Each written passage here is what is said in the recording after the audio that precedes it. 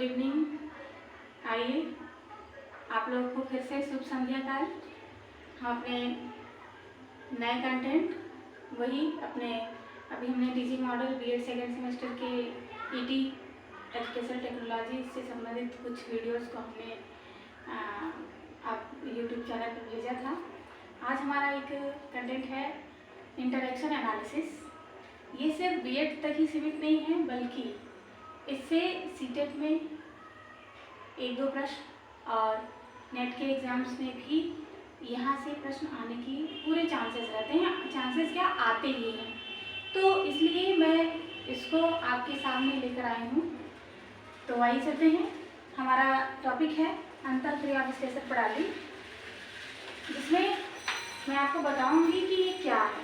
तो अंतःक्रिया विश्लेषण प्रणाली, जैसा नाम से पता चल रहा है कि अंतःक्रिया इंटरेक्शन किसके बीच में होता है, एनालिसिस किसका किया जाता है। अंतःक्रिया सदैव शिक्षक और छात्र के बीच में ही होती होगी।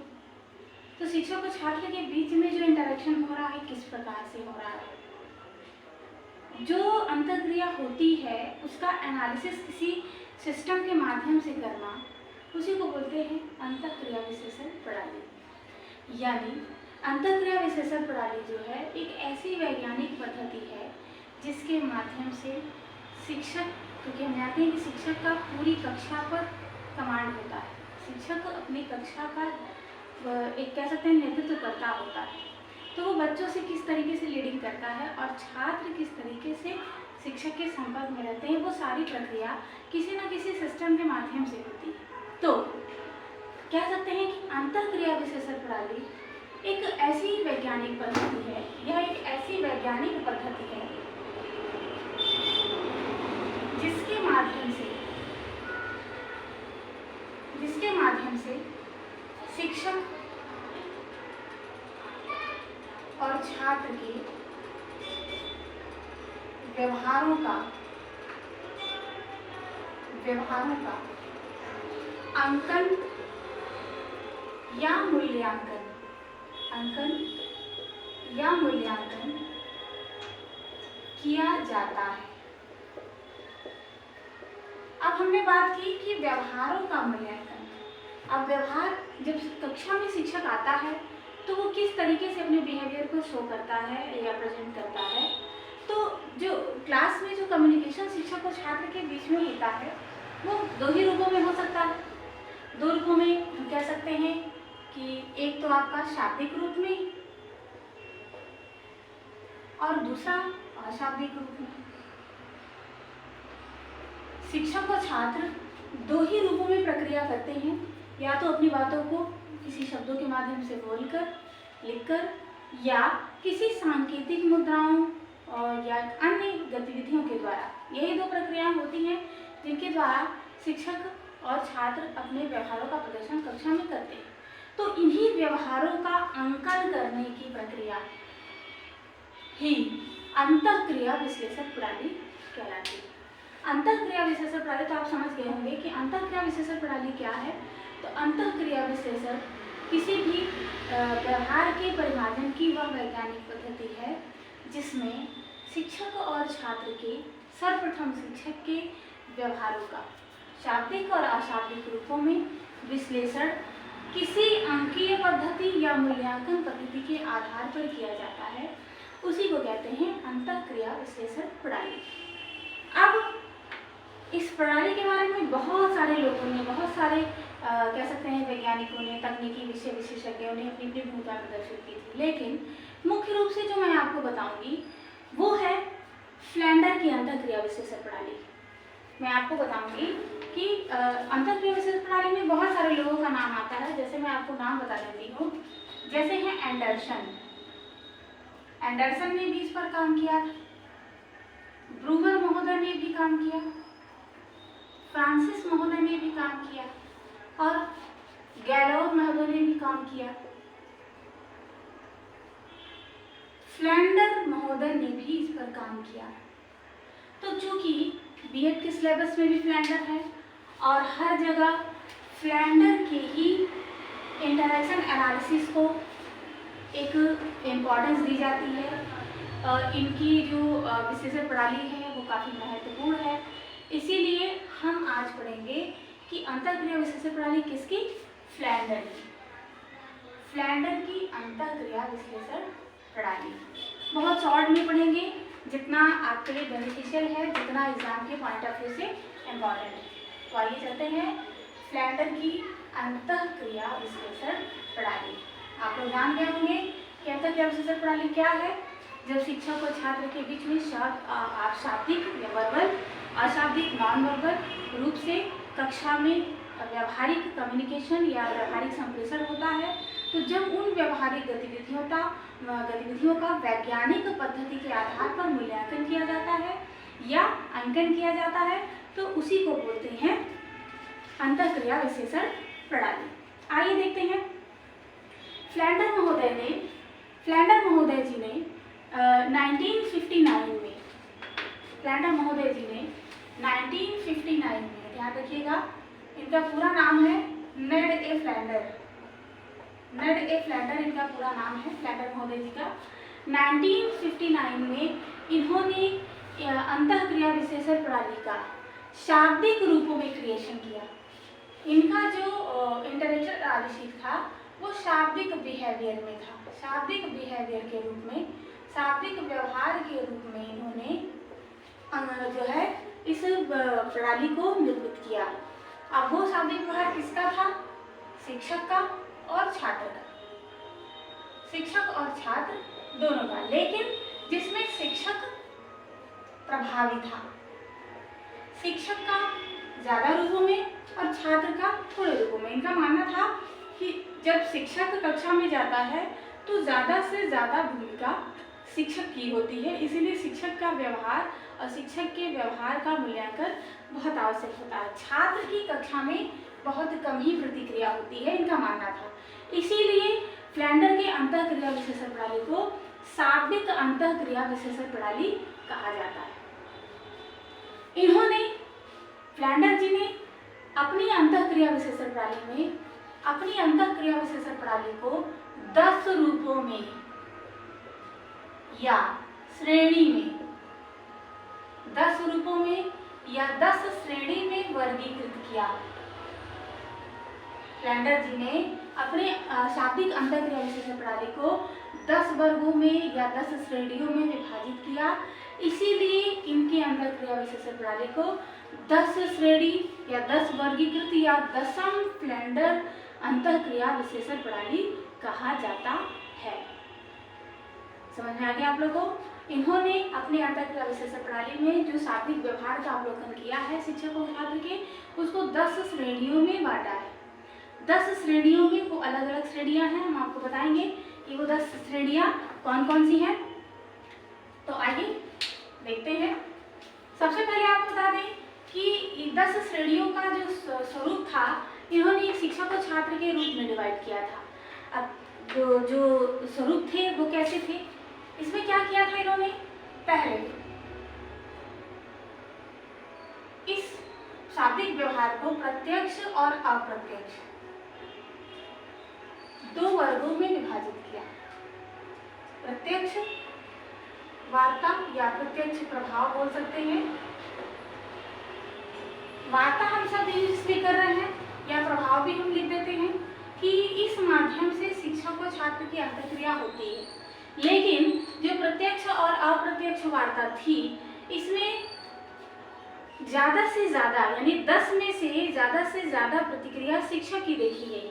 इसीलिए उन्होंने इसमें 2 वर्ग बनाए, एक तो प्रत्यक्ष वार्ता और दूसरा अप्रत्यक्ष वार्ता। अप्रत्यक्ष वार्ता और अप्रत्यक्ष वार्ता में क्या है, आइए देख लेते हैं। इसमें इन्होंने क्या कहा था, जो प्रत्यक्ष वार्ता और अप्रत्यक्ष वार्ता थी, इसको इन्होंने शिक्षक कथन के आधार पर विभाजित किया था। कहने का मतलब कि शिक्षक के ही स्वरूप इन दोनों में देखने को मिलेंगे, शिक्षक के ही क्रियाकलाप इन दोनों वार्ताओं में देखने को मिलेंगे। तो अब इन दोनों वार्ताओं में क्या क्या चीजें हैं, आइए हम लोग देख लेते हैं। तो इसमें है, ये पहला है शिक्षक कथन। शिक्षक कथन को 2 रूपों में बांटा गया, कंफ्यूज मत होइएगा। पहला है प्रत्यक्ष वार्ता, दूसरा है अप्रत्यक्ष वार्ता। ठीक है, अब शिक्षक कथन की जो प्रत्यक्ष वार्ता है और अप्रत्यक्ष वार्ता है इसको देख लेते हैं। तो अप्रत्यक्ष वार्ता में क्या है? अप्रत्यक्ष वार्ता में है पहला विचारों की अनुभूति, विचारों की अनुभूति या स्वीकृति, विचारों की अनुभूति या स्वीकृति। और दूसरा है अप्रत्यक्ष वार्ता में प्रशंसा या प्रोत्साहन। तीसरा है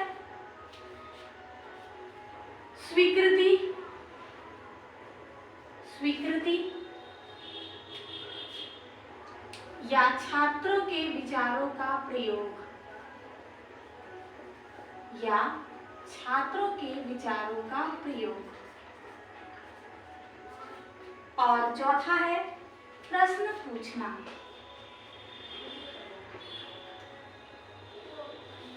देखो, हमने आपको बताया कि फ्रेंडर की अंतःक्रिया विश्लेषण प्रणाली 10 श्रेणियों में बटी हुई थी, जिसके 3 मुख्य घटक थे। पहला घटक था शिक्षक कथन, यहाँ लिख देते हैं। पहला घटक है शिक्षक कथन, दूसरा है छात्र कथन, और तीसरा है मौन या विभ्रांति। ये 3 ही प्रक्रिया कक्षा में होती है, लेकिन शिक्षक कथन को इन्होंने 2 वर्गों में विभाजित कर दिया। एक है प्रत्यक्ष और दूसरा है अप्रत्यक्ष। प्रत्यक्ष क्या है? प्रत्यक्ष वार्ता या प्रत्यक्ष प्रभाव क्या है? जिसमें शिक्षक सक्रिय होता है, कक्षा में शिक्षक की ही पूरी भूमिका होती है, छात्र निष्क्रिय होते हैं, शिक्षक की बातों को सुनते हैं और उसी के आधार पर अनुक्रिया करते हैं। कहने का मतलब कि टीचर इनिशियल होता है, टीचर इनिशियल होता है, प्रभावी होता है। प्रत्यक्ष वार्ता में टीचर इनिशियल होता है, जबकि अप्रत्यक्ष वार्ता में टीचर रिस्पॉन्सिव होता है। टीचर रिस्पॉन्सिव होता है, अर्थात वह प्रत्यक्ष की भांति प्रभावी नहीं होता, वो छात्र की क्रियाओं को अलग अलग रूपों में प्रतिबिंबित करता है। जैसे हमने आपको बताया कि अप्रत्यक्ष वार्ता में 4 चीजें हैं और इसके 4 भागों में बांटा गया है, पहला, दूसरा, तीसरा, चौथा। आपको याद होगा मैंने बताया 10 श्रेणियां। 10 श्रेणियों में 4 श्रेणियां ये हैं। पहला है विचारों की अनुभूति या स्वीकृति, दूसरा प्रशंसा या प्रोत्साहन, तीसरा है स्वीकृति, छात्रों के विचारों का उपयोग या प्रयोग, और फिर है प्रश्न पूछना। क्या है ये? इसमें क्या है? शिक्षक कुछ प्रश्न करता है, पूछता है, तो छात्र अपने विचार, अपनी अनुभूति, अपनी बातें टीचर को बताते हैं। तो छात्र की बातों को वो स्वीकृति प्रदान करता है कि हाँ ये सही है या गलत है, या उनकी बातों पर वो चिंतन करता है। या कभी कभी ऐसा होता है कि शिक्षक के प्रश्न पूछने की बजाय छात्र ही जो है कि शिक्षक से प्रश्न पूछते हैं और शिक्षक उनका मंथन करते हैं, चिंतन करते हैं और फिर उनके विचारों को मान्यता प्रदान करते हैं। तो वहाँ पर क्या हुआ? शिक्षक अप्रत्यक्ष है। दूसरी चीज प्रशंसा या प्रोत्साहन। जब शिक्षक प्रश्न पूछता है तो बच्चे उसका उत्तर देते हैं, गलत दें सही दें, तो उनको किसी न किसी रूप में प्रशंसा या प्रोत्साहन देता है। अगर गलत बताते हैं तो उनको बताने का प्रयास करते हैं, सही बताते हैं उनको शाबाशी देते हैं। तीसरी चीज स्वीकृति, छात्रों के विचारों का प्रयोग। कभी कभी ये होता है कि छात्र को वो खड़ा करते हैं और कहते हैं कि किसी इस टॉपिक पर आप अपने विचारों को बताइए कि आप इससे क्या समझते हैं। जैसे आप लोग नैतिक शिक्षा में पढ़ते हैं, आपने पढ़ा होगा कछुआ और खरगोश की कहानी।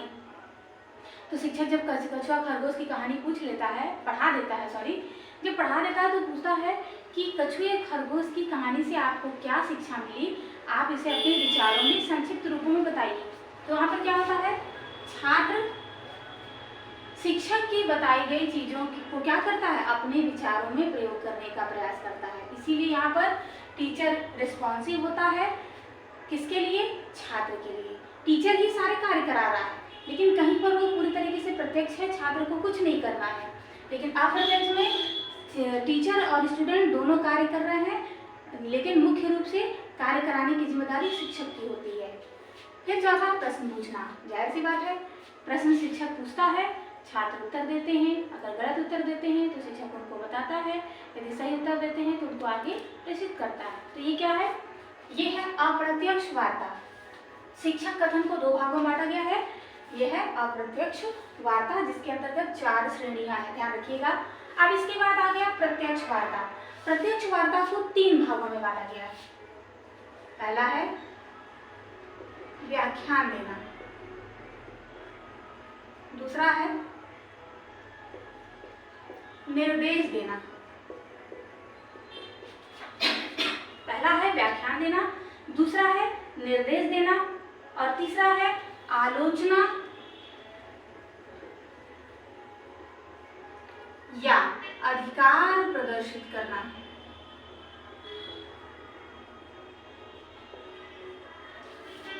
ये आपके हुए 4 ये और 3 ये।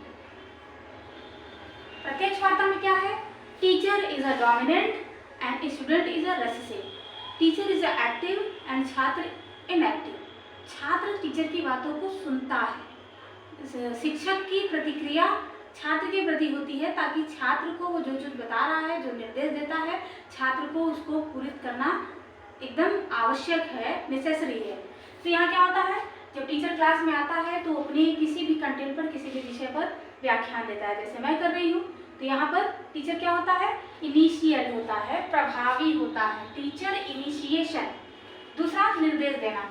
टीचर इंस्ट्रक्ट करता है, इंस्ट्रक्शन देता है कि आपको ये कार्य ऐसे ही करना है, और छात्र को उसको मानना पड़ता है। इसलिए टीचर क्या होता है? डोमिनेंट होता है और छात्र रेसिसिव होता है, निष्क्रिय होता है। आलोचना या अधिकार प्रदर्शित करना।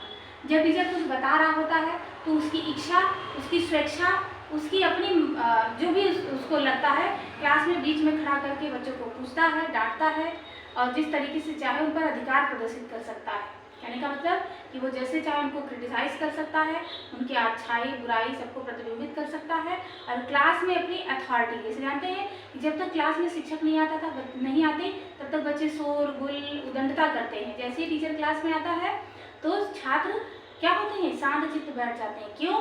क्योंकि शिक्षक के आने पर अब शिक्षक का उस कक्षा पर पूरी तरीके से कंट्रोलिंग है। तो शिक्षक अपने कार्य के आधार पर क्या करता है? कक्षा पर कंट्रोलिंग पावर स्थापित करता है या अधिकार प्रदर्शित करता है बच्चों पर। तो ये क्या होगा? प्रत्यक्ष वार्ता। प्रत्यक्ष वार्ता में टीचर इनिशियल होता है, डोमिनेंट होता है। अप्रत्यक्ष वार्ता में टीचर रिस्पॉन्सिव होता है, छात्र को कोई कार्य करने के लिए कहता है, उसी के अनुकूल छात्र करता है, लेकिन टीचर रिस्पॉन्सिव होता है किसके प्रति? छात्र के प्रति। तो ये क्या होगा? शिक्षक कथन। दूसरा ये देखते हैं छात्र कथन। ये जो पहला था वो है टीचर स्टेटमेंट, टीचर स्टेटमेंट कह सकते हैं, और दूसरा है आपका छात्र स्टेटमेंट। अब छात्र स्टेटमेंट में क्या है, आइए देख लेते हैं। छात्र कथन में, इसको हम लोग साफ कर देते हैं।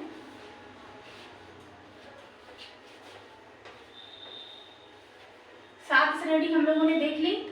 अब छात्र कथन को 2 भागों में बांटा गया है। छात्र कथन को 2 भागों में बांटा गया है। पहला है छात्र कथन अनुक्रिया। छात्र कथन अनुक्रिया। छात्र कथन में छात्र कथन अनुक्रिया, इसमें क्या होता है? जैसा नाम से पता चल रहा है कि प्यूपल स्टेटमेंट या प्यूपल इंस्ट्रक्शन रिस्पॉन्सिव, मतलब कि शिक्षक प्रश्न पूछता है, शिक्षक कोई कार्य करने को कहता है, तो छात्र उस कार्य पर क्या करते हैं? उस कार्य को करते हैं या कार्य करने के लिए प्रेशर में रहते हैं, दबाव भी होते हैं। कभी कभी होता है कि बच्चों को काम करने का मन नहीं करता, लेकिन फिर भी टीचर की इंस्ट्रक्शन को उनको मानना पड़ता है। तो यहाँ पर क्या होगा? छात्र कथन में पहला है छात्र कथन अनुक्रिया। ऐसा नाम से पता चल रहा है कि टीचर यदि प्रश्न पूछ रहा है, कोई कार्य दे रहा है, तो छात्र को उसको करना ही करना है। समझ में आ गया? तो वहाँ पर हमने 7 देख लिया था, उसके बाद ये 8वां है। अब उसके बाद 9वां है छात्र कथन या छात्र कथन सोपक्रम। सोपक्रम एक थोड़ा सा कह सकते हैं कि काफी जटिल हिंदी है। इसको अंग्रेजी में सोपक्रम को बोलते हैं इनिशिएशन। इनिशिएशन। अब इसमें क्या होता है, छात्र खुद ही प्रश्न पूछता है, खुद ही अपने प्रश्न का उत्तर प्राप्त करता है। सिर्फ शिक्षक क्या होता है, वहाँ पर खड़े होकर छात्र की बातों को सुनता है, उस पर हाँ हूँ अपने तरीके की प्रतिक्रिया देता है। कहने का मतलब कभी कभी क्या होता है कि शिक्षक बोलता है कि आप इन चीज़ों को पढ़ कर आइएगा, ठीक है। बच्चे जब पढ़ कर आते हैं तो टीचर पूछता है कि आपने वो चीज़ें पढ़ी, बताइए। तो छात्र अपने अनुसार उस पर प्रतिक्रिया करते हैं, फिर कहते हैं कि नहीं सर ये नहीं ये। कभी कभी क्या होता है कि टीचर कोई चीज़ों को गलत लिख देता है या उसमें भूल जाता है, तो बच्चा तुरंत उस पर रिस्पॉन्स देता है कि मैम या सर ये चीज़ें नहीं हैं, ये ऐसे होनी चाहिए। तो इससे क्या होता है कि अब उस समय छात्र जो है वो इनिशियल हो जाता है। प्यूपल जो स्टेटमेंट है इसमें दो प्रक्रिया होती है, छात्र कथन अनुक्रिया, दूसरा छात्र कथन सोपक्रम। छात्र कथन अनुक्रिया में छात्र शिक्षक की बताई गई चीज़ों पर कार्य करते हैं, और छात्र कथन सोपक्रम में छात्र खुद ही किसी चीज़ को बताता है, उस चीज़ का समर्थन करता है, और शिक्षक क्या करता है, उनका मार्गदर्शन करता है। इसलिए यहाँ पर छात्र इनिशियल होता है, प्रभावी होता है। तो ये आपके हो गए 9 श्रेणियाँ। इसके बाद है 10वां, मौन या विभ्रांति, साइलेंस या कंफ्यूजन। आप जानते हैं कक्षा में दो ही चीज़ होती है, टीचर जब क्लास में आता है तो दो ही तरीके के टीचर होते हैं, और बच्चों की प्रक्रिया भी वैसी होती है। एक टीचर ऐसा होता है क्लास में आए, बच्चों को कोई डर भय नहीं लगता, बच्चे बहुत शोर करते हैं, या टीचर अच्छा नहीं पढ़ाता तो बच्चे उबाऊ महसूस करते हैं, सोते हैं या शोर करते हैं। दूसरा टीचर ऐसा होता है कि बहुत सख्त होता है, बच्चे डर भय के कारण कुछ नहीं कह पाते हैं, ये चीज़ें होती है। और दूसरी चीज़ होती है कभी कभी ऐसा समय आता है कि बच्चे अचानक से बिल्कुल शांत हो जाते हैं, मौन। इस छोटी क्लासेस में आप देखते होंगे कि जब टीचर पढ़ा लेता है तो बच्चों को कहता है कि अब मौन होकर, साइलेंस होकर आप लोग अपनी चीज़ों को पढ़िए, होता है। और कभी कभी होता है कि अचानक से बच्चे बोल पड़ते हैं तो टीचर उनको डांटता है। तो ये फ्लैडर के अंतःक्रिया विश्लेषण प्रणाली की 10वीं सीरीज है, 10वीं स्टडी। इसमें क्या होता है, कभी कभी रह रहकर बच्चे अचानक से शोर करने लगते हैं, या अचानक से वो क्या हो जाते हैं, शांत हो जाते हैं। कभी कभी टीचर बताते बताते चुप हो जाता है, और कभी अचानक से चुप होने के बाद वो बोलने लगता है, अपनी बातों को बताने लगता है। तो कहने का मतलब कि ये आपका क्या है, 10वां श्रेणी है, 10वीं श्रेणी। तो आपको क्लियर हो गया। हमने आपको बताया शिक्षक कथन। शिक्षक कथन को 2 भागों में बांटा गया है, प्रत्यक्ष वार्ता और अप्रत्यक्ष वार्ता। अप्रत्यक्ष वार्ता में 4 सीरीज है, अप्रत्यक्ष वार्ता में 3 सीरीज है। दूसरा है छात्र कथन। छात्र कथन में 2 चीजें हैं, पहला छात्र कथन अनुक्रिया, दूसरा छात्र कथन सोपक्रम। तो ये हो गया आपके 9, और 10वां आपका है मौन या विभ्रांति। ये आपकी पूरे फ्लैंडर की 10 श्रेणियाँ हैं। अब इनकी क्या विशेषता है, हमने आपको कहा कि ये प्रणाली है जिसके माध्यम से अंकन किया जाता है। तो अंकन करने का मतलब, हमारे कहने का मतलब ये है कि जब शिक्षक क्लास में रहता है तो कोई ना कोई उनका मूल्यांकन करने के लिए या उनकी जांच करने के लिए होता है, सुपरवाइजर। ऐसे 2 या 3 प्रशिक्षक होते हैं और उनको मूल्यांकन करते हैं, अंकन देते हैं कि शिक्षक ने कब कौन से सीरीज का प्रयोग कितने समय अंतराल पर किया है। क्योंकि ये बहुत महत्वपूर्ण आप लोगों के लिए नहीं है, लेकिन आपको बता दें कि अगर फ्लैंडर की अंतःक्रिया विश्लेषण प्रणाली की विशेषता पूछे तो आप सबसे पहली विशेषता बताएंगे, क्या बताएंगे, कि यह वैज्ञानिक पद्धति है। सबसे पहले आप विशेषता ये बताएंगे कि यह वैज्ञानिक पद्धति है। वैज्ञानिक पद्धति का मतलब समझ रहे हैं कि सुनियोजित ढंग से कार्य करना, सुनियोजित ढंग से कार्य करना बताती है। फिर सुव्यवस्थित ढंग से कार्य करना बताती है, सुसंगठित ढंग से कार्य करना बताती है। तो हम कह सकते हैं कि सारी योजनाएं सिस्टम में पहले से प्लान के साथ थी, इसीलिए यह एक वैज्ञानिक विधि है। दूसरा, इसमें व्यवहारों का अंकन किया जाता है। इसमें व्यवहारों का अंकन किया जाता है। अंकन या मूल्यांकन दोनों एक ही चीज है। अब मूल्यांकन कैसे किया जाएगा, शिक्षक या छात्र जब जो प्रतिक्रिया कर रहे हैं 10 श्रेणी के आधार पर, उसमें कौन सी प्रतिक्रिया किस समय हुई, उसके आधार पर उनका मूल्यांकन होता है। ठीक है। अगला ये है कि जो व्यवहार होते हैं उस व्यवहार में फ्लैंडर ने शाब्दिक व्यवहारों का ही विश्लेषण किया है। शाब्दिक व्यवहारों का विश्लेषण किया जाता है। क्लियर हो गया। तो इस तरीके से और भी बहुत सारी चीजें हैं, आप जानते रहिए कि एक वैज्ञानिक पद्धति है और उसमें फ्लैंडर ने शाब्दिक व्यवहारों के विश्लेषण की बात की है और साथ ही साथ व्यवहारों का मूल्यांकन किया जाता है कि कौन सी प्रतिक्रिया कब हुई। लेकिन इसका सबसे बड़ा दोष भी है। दोष क्या है? दोष ये है कि कक्षा में सिर्फ शाब्दिक व्यवहार ही नहीं होता, कभी कभी क्या होता है टीचर हाँ इस तरीके में भी, या अपने जो है कि आई कांटेक्ट के द्वारा या अपने फेस के द्वारा, फेस इंप्रेशन के द्वारा भी बच्चों से कुछ कहना चाहता है। इसका मतलब होता है बच्चे शोर करते होते हैं तो टीचर चॉक फेंकता है। तो चॉक फेंकना एक सांकेतिक मुद्रा है, एक नॉन वर्बल कम्युनिकेशन है। चॉक इसलिए फेंक रहा है कि वो बच्चों को सचेत कराए कि शांत हो जाओ।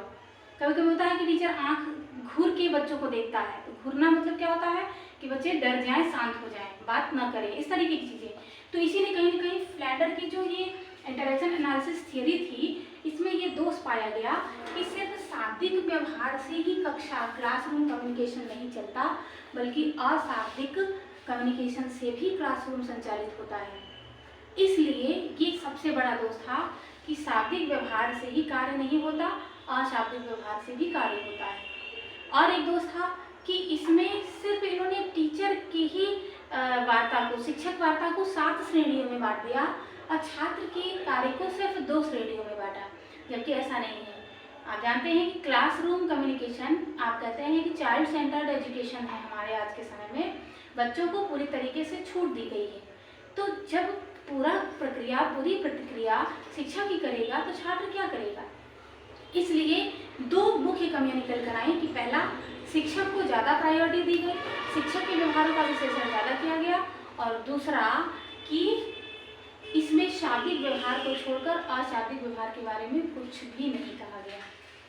तो जाहिर सी बात है कि आपको हमारा ये टॉपिक जो है ये ध्यान रखिएगा। कभी कभी सीटेट के पेडागोजी में आपसे पूछता है कि फ्लैंडर की अंतःक्रिया विश्लेषण प्रणाली क्या है, तो आप बता सकते हैं कि फ्लैंडर की अंतःक्रिया विश्लेषण प्रणाली शिक्षक और छात्र के शाब्दिक व्यवहारों का विश्लेषण करती है, जिसमें 10 श्रेणियां हैं। इन 10 श्रेणियों को भी आप याद रखेंगे और इसके अलावा कुछ नहीं पूछता है।